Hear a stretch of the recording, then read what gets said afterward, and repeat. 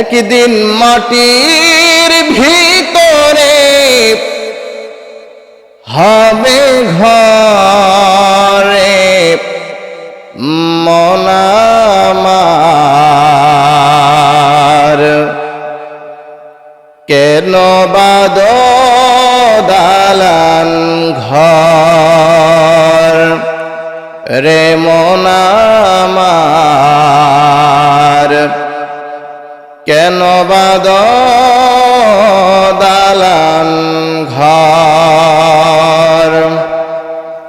আজকে দুনিয়ার মধ্যে আমরা কত রং তামাশা করতেছি।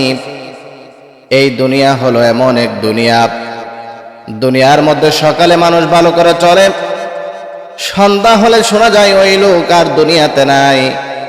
দুনিয়ার মধ্যে আমরা এমন ভাবে চলাফেরা করি, রাত্রের বেলা মানুষ দেখা যায় বলে হুজুর আমাদের সাথে একসাথে বসে চা খেয়েছে দোকানের মধ্যে, কিন্তু সকালবেলা মসজিদের মাইকে এলান হয়ে যায় এমুক লোকটা আর দুনিয়াতে নাই।